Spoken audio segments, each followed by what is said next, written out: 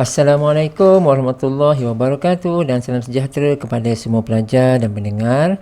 Kali ini kita bincangkan pula kepada tiga subtopik kecil. Yang pertama sekali adalah centroid, iaitu pusat graviti. Dan yang kedua adalah kita lihat luas segitiga, dan yang ketiga adalah luas rectangle. Ya. Baik, yang pertama sekali adalah pusat graviti.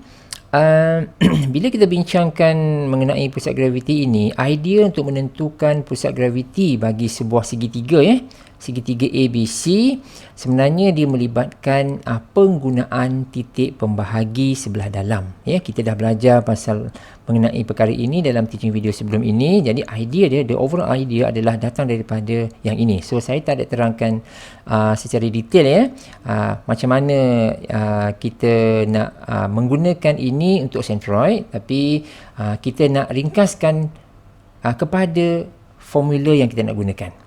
Okey, so jadi diringkaskan, titik bagi pusat graviti adalah ditulis sebagai berikut. So sebab kita diberi sebuah segitiga, bila kita ada segitiga bermaksud kita ada 3 point. Kita ada 3 point. So sebab itulah kita exist here, ada X1, ada X2, ada X3, nampak tak? Y1, Y2, Y3 ni kan? So ini adalah merujuk kepada 3 koordinat tersebut yang membentuk segitiga itu. Cuma kali ini kita yang ini kita kena bahagi 3 lah, 3 di sini. Okey. So ini adalah rumus bagi centroid. Bagi contoh contoh, kita diberi 3 point iaitu A, B dan C. Nampak 1, 2, 7, 3, 3, 7. So macam ni. So tentukan pusat graviti bagi segitiga itu. So jadi dengan menggunakan rumus yang di atas ini, maka dengan mudah kita akan dapati ini adalah jawapannya. X1, X2, X3, X1, X2 dan X3, Y1, Y2, Y3. So macam tu. So kita tambah, kita bahagikan dengan 3 for each of this, dan kita akan dapat jawapan berikut. Mudah? Good. Now kita pergi kepada luas segitiga. Right? Ini dia luas segitiga. So kita pertimbangkan rajah berikut. So we are given 3 point here. A, B, C. A, B, C. So macam ni. Okey, ada notation sikit dekat sini. Tapi untuk segitiga ini, notation ini tidaklah berapa penting. Cuma secara praktikal dia eloklah kita terapkan apabila kita nak plotting the point. Eloklah kita location dia tu agak tepat lah, biar tepat. Sebab untuk luas segitiga ini mungkin tak banyak isu, walaupun kita ada nak guna rumus dan sebagainya, tetapi untuk segitiga ini, kedudukan ini nampak macam tak main peranan. Tetapi kalau kita nak mencari luas segi empat nanti, rectangle, kedudukan ini main peranan. Okey. So jadi dah alang-alang macam tu, saya berpendapat eloklah kalau kita diberi 3 titik macam ni, maka kita cubalah plot sebaiknya kedudukan ketiga-tiga titik tersebut. So kita bermula dekat sinilah so walaupun macam yang saya sebut tadi, mungkin tidak ada keperluan untuk bahagian segitiga ini, tapi untuk bahagian segi empat nanti macam ni, kita tak boleh just simply letak A, B, C, D macam tu, tak boleh. So kita kena tahu kedudukan tu exactly dekat mana, dan dia punya lokasi dia yang kedudukannya yang betul lah, walaupun dalam bentuk lakaran. Okay. So jadi untuk itu, untuk segitiga ni eloklah kita amalkan daripada sini. Okay, now bila kita diberi 3 koordinat dan kita diminta untuk mendapatkan luas segitiga, jadi kita ada rumus. Kita ada rumus. Rumus dia adalah macam ni. Inilah rumus dia. Okey. Now kita perhatikan saya besarkan sikit Andai katalah ini adalah kedudukan dia.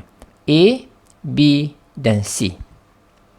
Okey, bila kita nak mencari luas segitiga, kamu nampak tak dekat sini? Kita buat apa kat sini? kita ada, mula-mula kita start dengan 1/2. Ya, 1/2. Lepas tu, nampak tak? Ini apa ni? Ini adalah modulus. Ya, modulus ni bermaksud, nanti bila kita buat pengiraan kat sebelah dalam ini, kemungkinan sebelah dalam ini bernilai negatif. Jadi mana boleh luas segitiga bernilai negatif? Luas mana boleh ada nilai negatif? So sebab itulah kita kena letak modulus. So maksud dia macam ni. Maksud dia kalau hasil sebelah dalam ini contohnya negatif 10, oleh sebab ada modulus dia akan jadi 10. Maka 1/2 darab 10 dia jadi 5. So 5 unit persegi. So macam tu. Okey. Habis yang tu. Baik, nampak tak yang ini? Yang kita ada, kita nak ini apa tak? X1, Y1, X2, Y2, X3, Y3. Lepas tu dia akan diakhiri dengan nombor yang asal. Poin yang asal. Nampak tak? X1, Y1. Nampak tak? Okey, maksud dia macam ni. Kita pakai ni, katakan kita bermula dekat sini.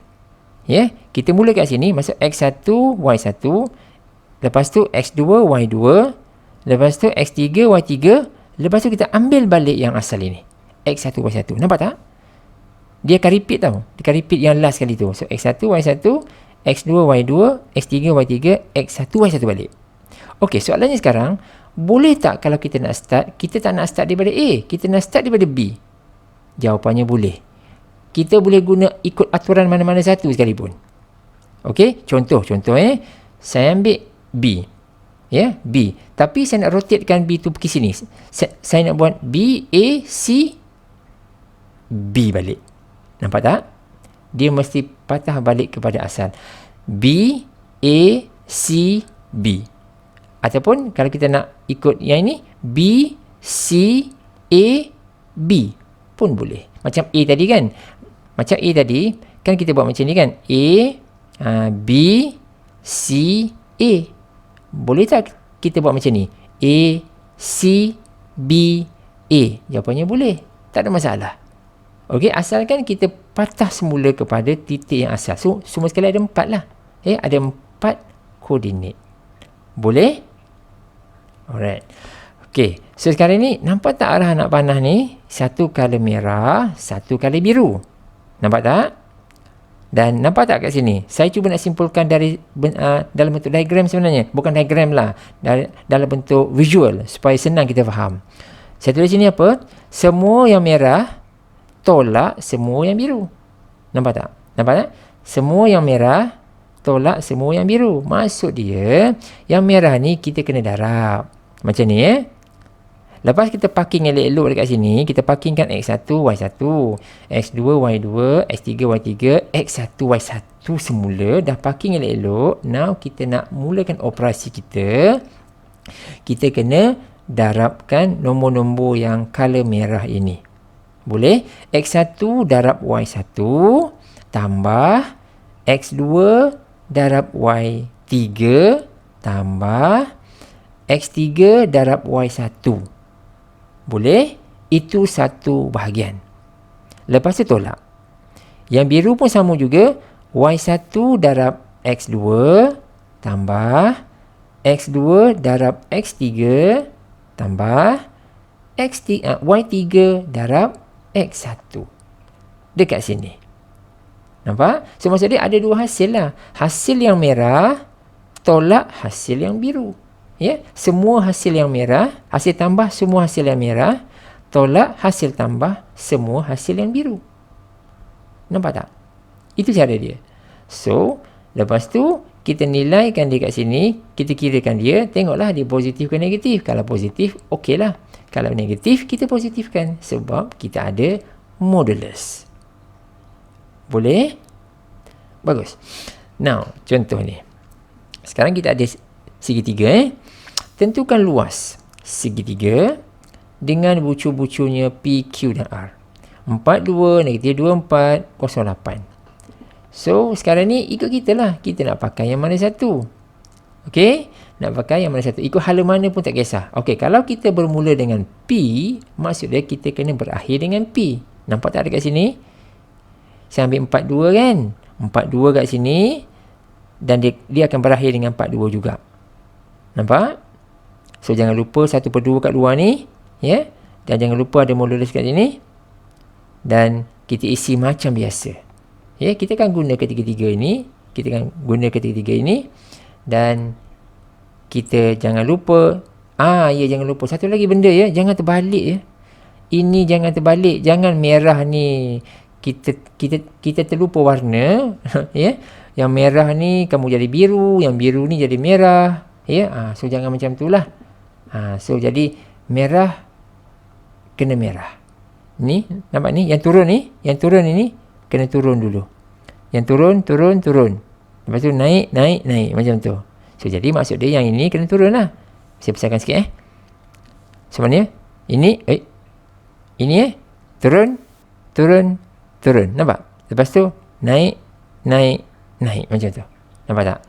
Macam mana saya dapat 16? Saya dapat 16 sebab yang ni 4 kali 4. Macam mana saya dapat negatif 16? Iaitu negatif 2 darab 8. Macam mana saya dapat kosong? Kosong darab 2. Nampak? Okey, habis satu bahagian. Lepas tu tolak. Tolak ni wajib lah, ya. Lepas tu kita naik pula. 2 darab negatif 2 dapat negatif 4. 4 darab kosong dapat kosong. 8 darab 4, 32. Maka kita kira lah semua sekali. Dan kita dapat negatif 28. So, oleh sebab ada modulus, maka dia akan jadi 28. Maka 28 darabkan dengan 1/2, kita dapat 16 unit. Oh, ini patutnya kalau nak accurate, unit apa ni? Unit persegi semacam tu. Okay? Alright. Now, kita pergi kepada luas segi 4 pula. Jadi, bila kita bincangkan luas segi 4, dia sebenarnya ada dua bentuk, ya. Dalam luas segi 4 ni ada dua bentuk. Okey, saya akan tunjukkan kedua-duanya. Jadi, kita katakan dia mempunyai perkaitan dengan luas segi 3. Ya, dia mempunyai perkaitan dengan luas segi 3. So, ideanya adalah membahagikan segi 4 tersebut kepada dua buah segi 3. Sebenarnya ada dua buah segi 3 lah. So jadi ada dua kes kat sini.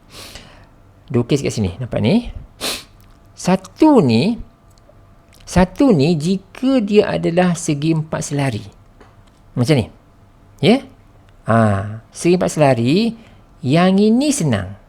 Sebab kita hanya perlu kirakan satu segi 3 ini satu saja. Lepas tu kita darab 2. Sebab benda ni equal. Dia sama luasnya. Ya, kalau kita dapat luas A, D, C, kita dapat luas segitiga yang ini, maka kita darab 2 saja, kita dah dapat entire luas ni. Okey, so kita katakan macam ni saja. Luas A, B, C, D ini untuk segi 4 selari, ya, adalah 2 kali luas ABC. Ya, ABC. Betul lah tu. Kita nak kira ABC ke, nak kira ACD ke, tak kisah.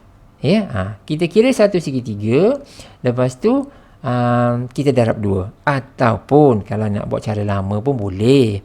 Kiralah segitiga yang bawah ni, guna rumus yang tadi tu, dan kita kira luas segitiga yang atas ni pula dengan cara yang yang tadi tu, rumus segitiga tadi tu, dan kita tambahkanlah. Itu pun boleh. Tapi oleh sebab luas dia sama kan, maka dapat satu cukuplah, kita darabkan 2. Macam tu je. Boleh? Okey, tapi kalau dia bukan segitiga, dia bukan segi 4 selari, maka kena buat manual. Macam ni.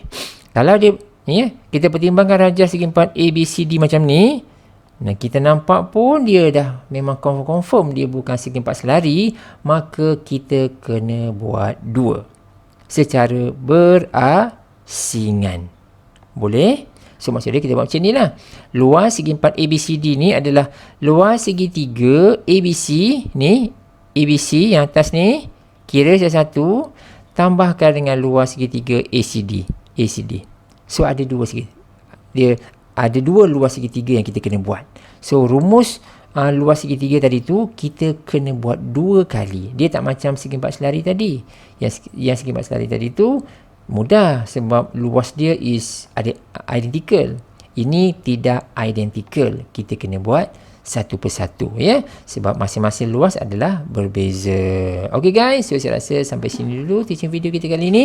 Kita sambung dalam teaching video yang akan datang. Thanks for watching. See you in the next video.